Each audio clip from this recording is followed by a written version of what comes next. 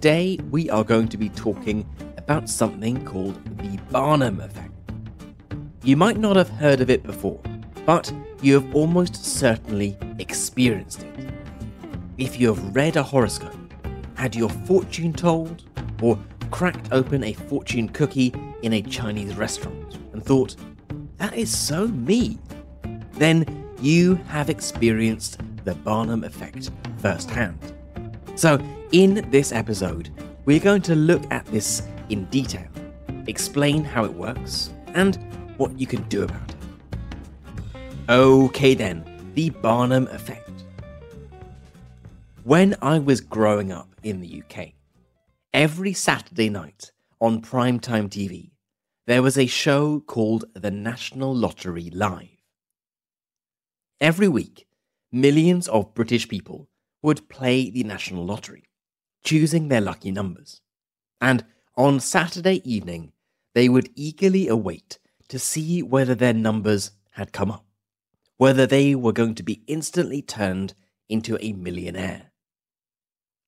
To add to the suspense, before the numbers were drawn, the camera would turn to a middle-aged lady with jet black hair, her fringe cut short. Her name was Mystic Meg. She would often wear a purple, velvety cloak and hold a crystal ball in front of her. Behind her, there was smoke, drawings of planets, and mysterious signs. She would look into her crystal ball, then directly at the camera, and in a soft and mysterious but assertive voice, announce what her crystal ball had told her about the people who would be winning the lottery that evening. Here's a clip of her doing exactly that.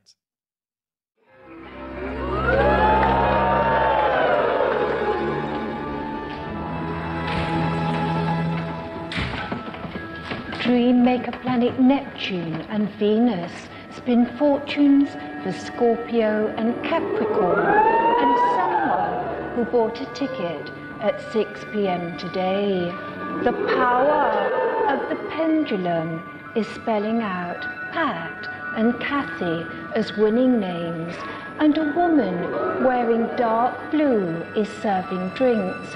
A grey cat with golden eyes is close by. Insurance workers, bin men, and a dentist will be celebrating too. So, to recap, what did she say? It would be good news for Scorpio and Capricorn. Someone who bought a ticket at 6 p.m. today will be a winner. People called Pat and Kathy will be lucky tonight. A woman wearing dark blue is serving drinks. A grey cat with golden eyes is close nearby. Insurance workers, bin men, and a dentist will be celebrating too. And you heard the screams of celebration as people heard the predictions of Mystic Meg and thought, hey, she is talking about me. Now, that clip was from October the 28th of 1995, and I cannot say with certainty that the big winner that evening was not a dentist called Pat who bought a ticket at 6 p.m. with a grey cat with golden eyes. The point is, in all probability, one or several of those predictions probably could have been true for one of the winners. There are 12 star signs, and 2 were named. Pat and Kathy are both popular names. 6 p.m. is a popular time to buy a ticket. A woman in dark blue serving drinks is a pretty common occurrence on a Saturday evening in the UK. There are lots of grey cats and lots of insurance workers, bin men and dentists. And indeed, no doubt tens of thousands, perhaps even hundreds of thousands of people heard those predictions that evening and thought, it's me, she's talking about me. Then the winning numbers were revealed and, they didn't win.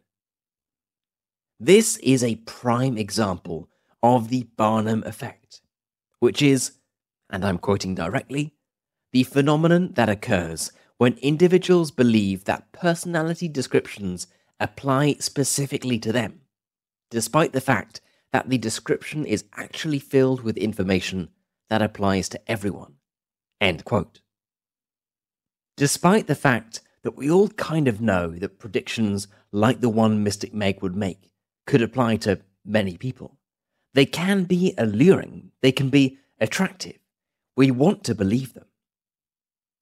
In the specific case of Mystic Meg, she was something of a national icon.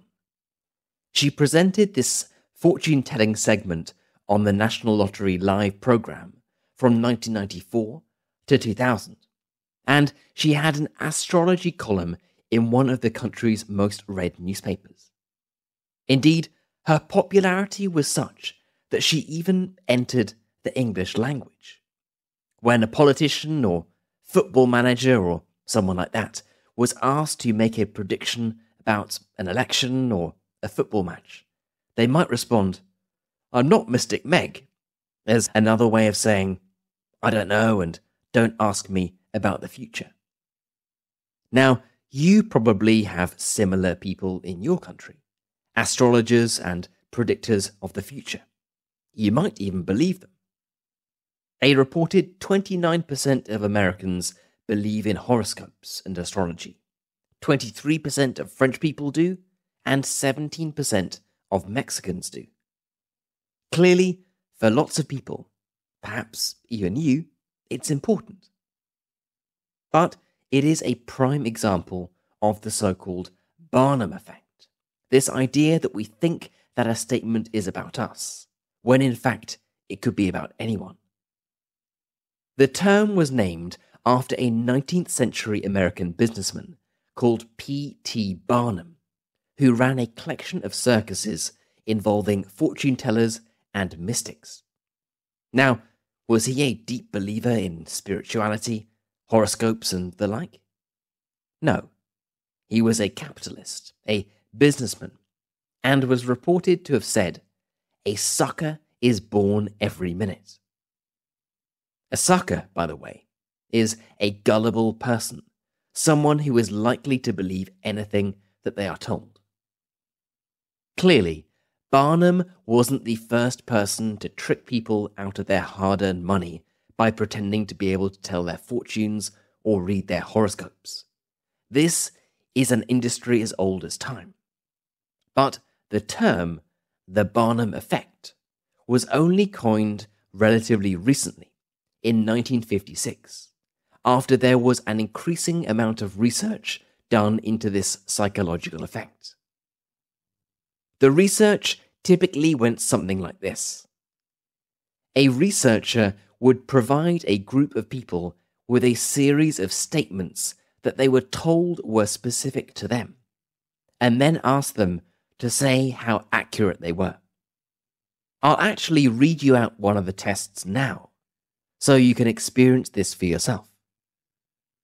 You probably know the point I'm trying to make, but imagine for one moment that I have asked you to fill out a questionnaire where you need to answer questions about your personality. I tell you that I will examine your results and then provide you with my detailed analysis of your personality. So, here we go. Here is my expert diagnosis of your personality.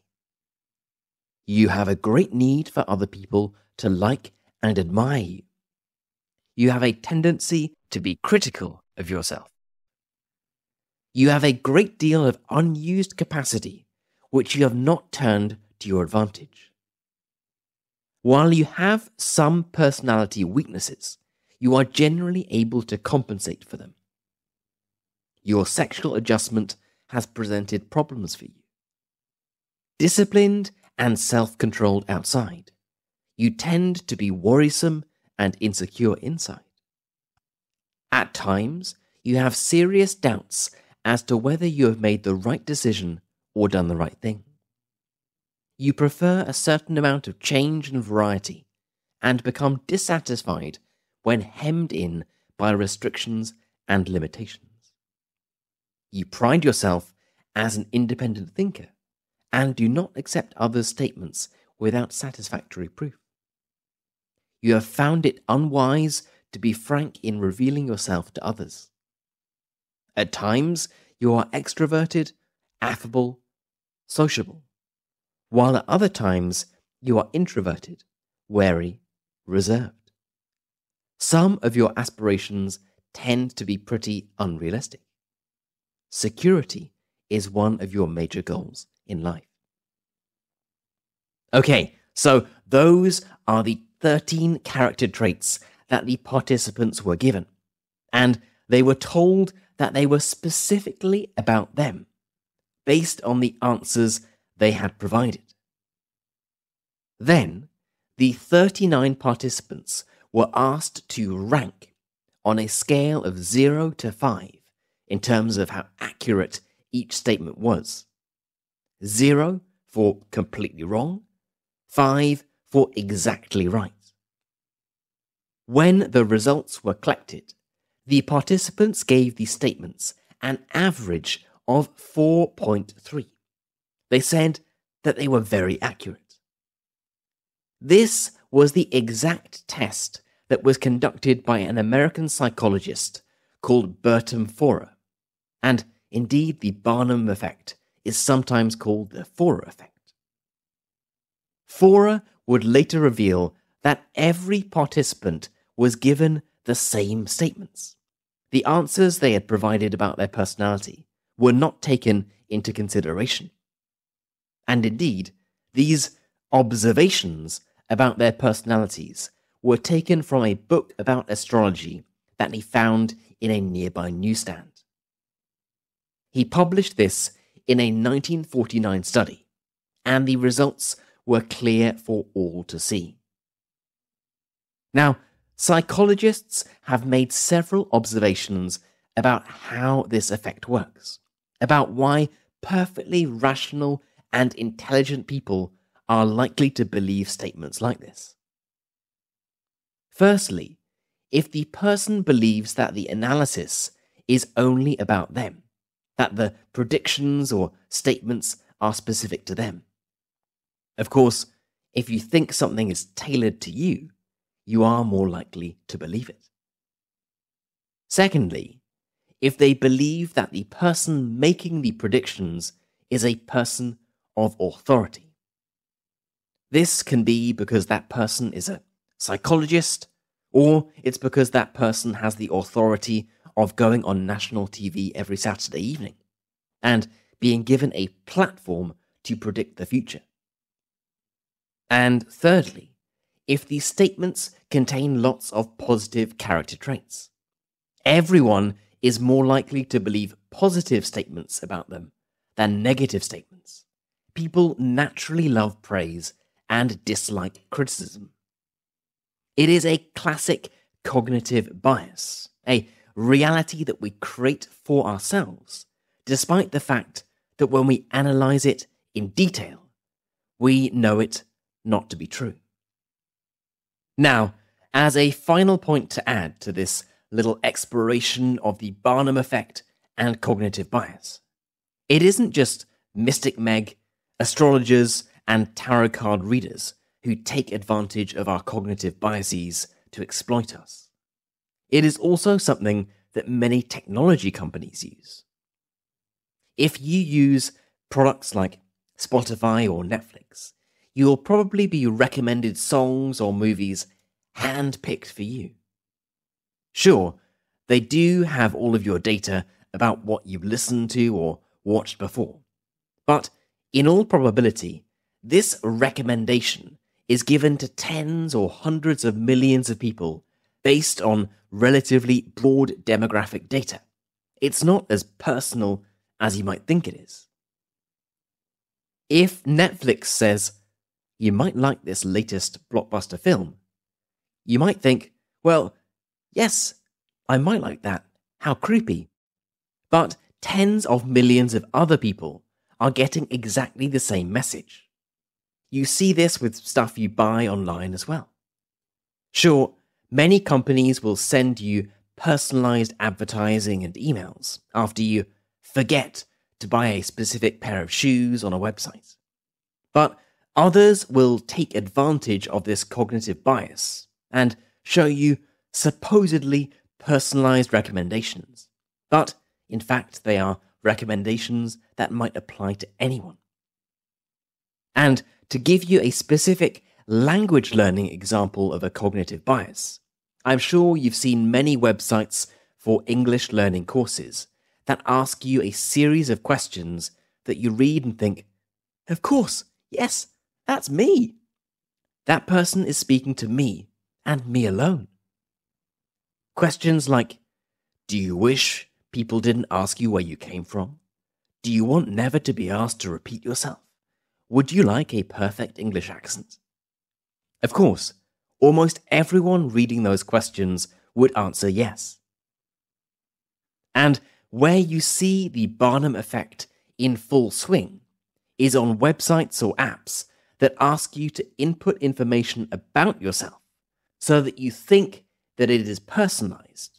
Therefore, you are more likely to take whatever action the app wants you to take. I actually tested this out on a few popular English apps, creating different accounts and providing completely different answers during the onboarding process, the sign-up process. Yet, the experience afterwards was exactly the same. There is no need to personalize the experience if you already think that it is personalized. You might know that the most popular language learning app in the world, Duolingo, asks you to do things like select how often you want to learn when you sign up. It now uses this data to personalize your experience, but when it first launched this feature, it didn't. Still, the team at Duolingo made an interesting observation. They ran a test and saw that people who set a goal and supposedly personalized their experience were more likely to come back to the app than those who weren't asked to set a goal. Importantly, it didn't initially adapt the user experience after sign-up, depending on the goal that had been set. It just analyzed the data of people who had been asked to set a goal against those who hadn't, and saw that even the simple factor of thinking that an experience is personalized to you was likely to increase engagement. So, in this case at least, the Barnum Effect isn't always used for negative outcomes. It can push people into taking an action that they want to take anyway.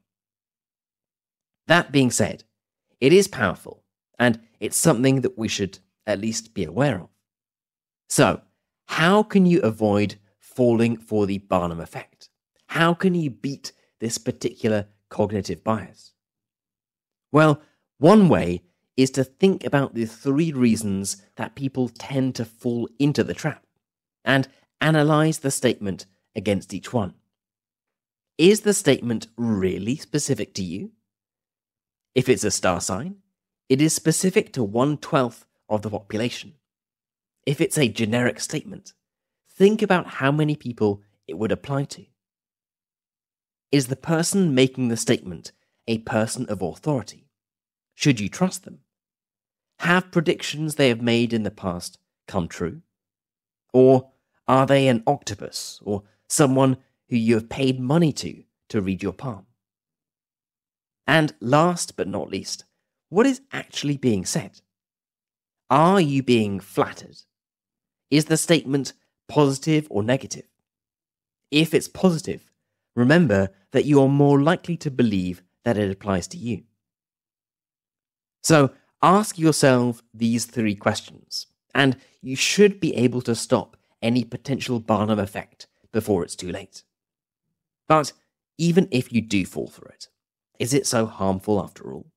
Is there anything wrong or dangerous about reading your horoscope in the morning, or opening a fortune cookie and thinking, oh, how accurate? Probably not. But just remember, next time you hear a statement and think, that's so me, just remember that hundreds of thousands, perhaps millions of people are thinking exactly the same thing. Okay then, that is it for this little exploration of the Barnum Effect, the powerful psychological effect that makes us believe things are about us, even when they are not. I hope it's been an interesting one, and that you've learned something new.